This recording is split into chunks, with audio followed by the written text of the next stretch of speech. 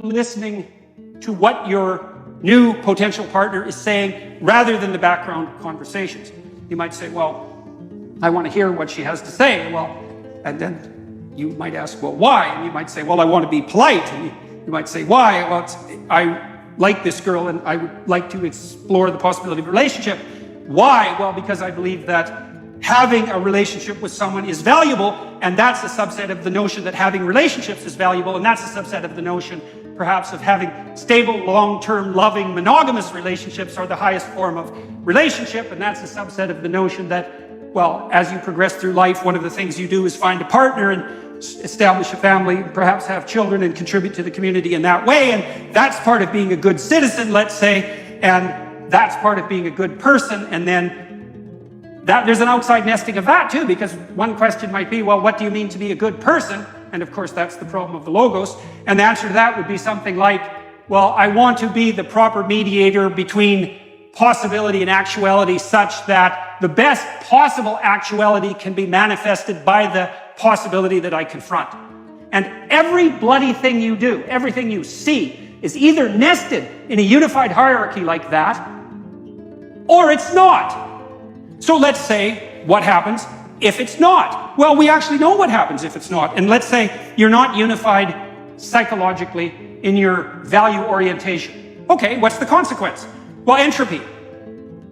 That's the first consequence. It's like, are you doing one thing, which you know what you're doing and can commit yourself to and can actually undertake, or are you so confused that you need to do 15 things at the same time, and you don't know which of them is most important? And the importance, by the way, is diluted by the multiplicity, right?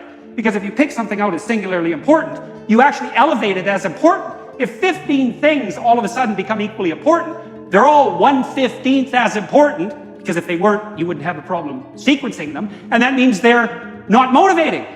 So one of the consequences of that is that there's no positive emotion. Because positive emotion, the joy, there's a couple of types of positive emotion.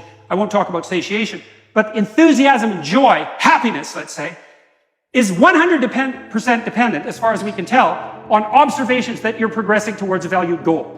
It's not attainment focused, that's satiation. You get something you want and you're satisfied about it. That's a whole different neurochemical system.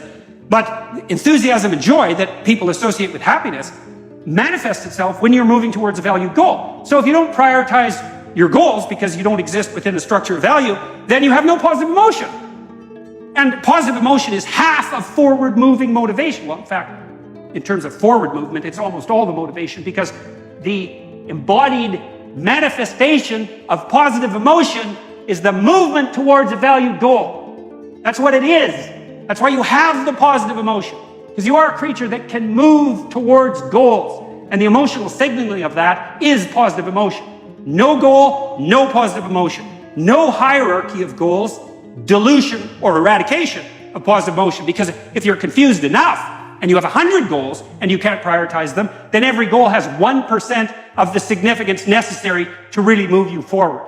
And so to be maximally motivated, you need to know why you're doing what you're doing, all the way up Jacob's ladder, all the way up. And that brings us to the notion of the macrocosm that's the heavenly hierarchy.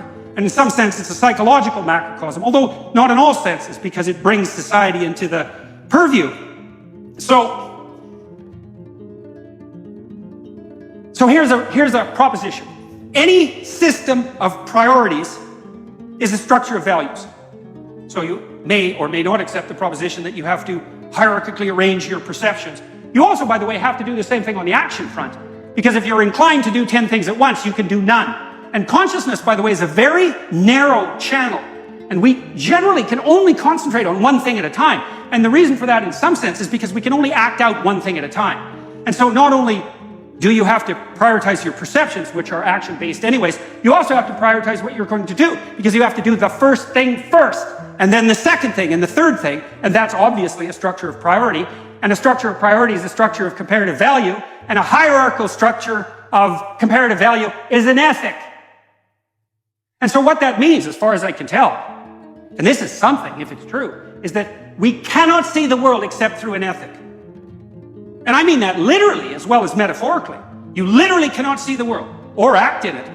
You cannot perceive the world except through a structure a hierarchical structure of value, which is an ethic. And so then I would say, and here's something else to chew on for like 20 years, a story is a verbal description of a hierarchy of perceptual and action prioritization. And the reason that we're so attracted to stories is because it's so difficult to perceive and act in the world that we're hungry at the level of soul for a narrative that represents to us a hierarchical ethos that we could embody as a model for emulation. And so that's what our stories are. They're models, they're ritual models for emulation, most fundamentally. And the anti-hero story, well, that's easy enough to contend with. It's like, watch this person who ends up in catastrophe and hell and do the opposite of whatever it is they're doing. And so that's a powerful lesson because there's something very compelling, as we said before, about very powerful negative emotion. And so even if you don't believe in heaven, you might be able to conjure up a belief in hell. And if you can't, I would say, well, you're either not using your imagination or you're hiding, or so far you're just lucky. But I wouldn't expect that to last. And so you can certainly see the catastrophe and even the hellish catastrophe beckoning. And you might think plotting a route that would make that the least likely seems to be a good idea.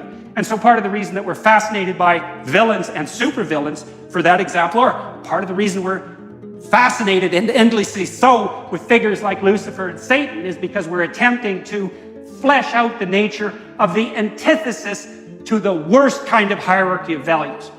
And that's gripping to us. It's gripping to us. Now, there's more to it as well, because we also will turn our attention to the negative to fortify ourselves against the negative in preparation for confrontation with the negative. And so we can do that through use of fiction. And that's what we're doing, for example, at least in part, when we do such strange things as amuse ourselves with horror film.